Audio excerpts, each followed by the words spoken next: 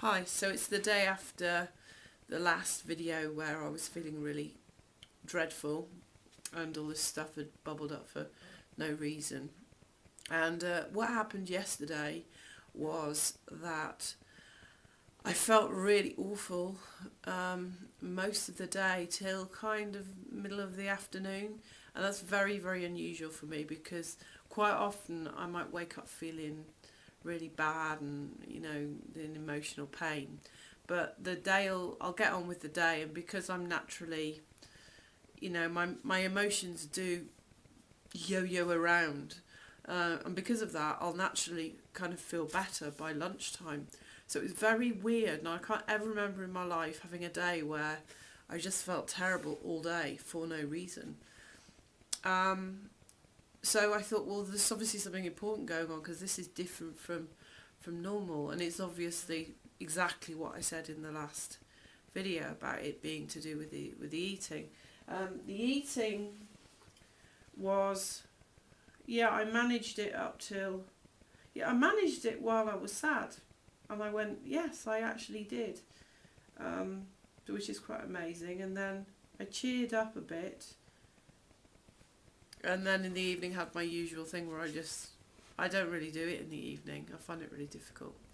So, but the amazing thing was really that around tea time, I rang up my friend, and she's my friend, and I know I can ring her up and go, ugh, and just say, moan at her. And then she does the same with me. And you have to choose your people to do that too, but we can do that. And then I had a little walk around that time, and then my mood kind of started to lift. And then at tea time, the film Wall-E was on. I watched it with kids. I don't know if you've seen it, but it's just absolutely beautiful. There's something so poignant and inspirational about it. It's strange for a kids film, but it's my favourite kids film now. And I was watching Wall-E, and I felt so relaxed, and I felt so happy. And do you know what? I felt powerful. I felt really powerful. So that was like amazing. Today I woke up and I felt on top of the world.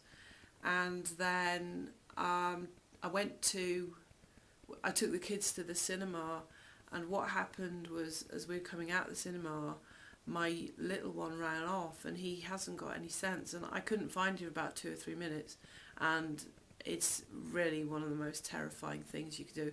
It was very shocking and awful, and I was in a terrible panic.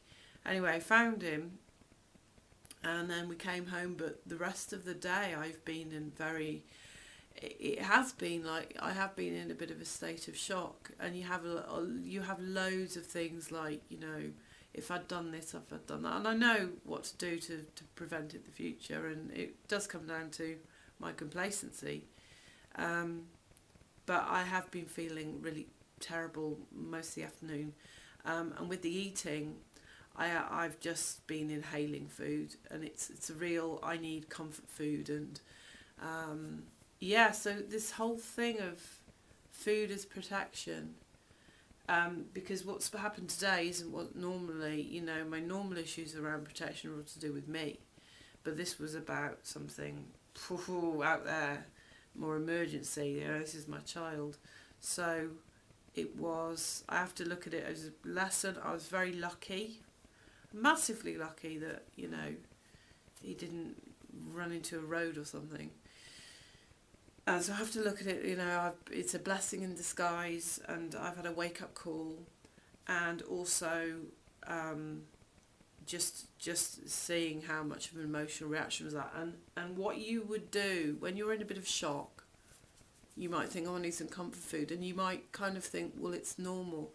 But because I'm going through this process, it isn't. And I can see at last that, eating, because I'm in a bit of a shock because of my child wasn't there for a couple of minutes. That's not a normal reaction. It's like as if someone said, here, would you like a cigarette to feel better? It's like, no, that's not something that would ever spring to mind.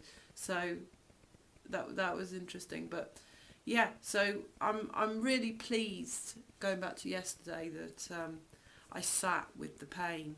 And in fact, I've had these couple of days, even though I've been going through this stuff, I've had some really amazing ideas for stuff I want to do with work.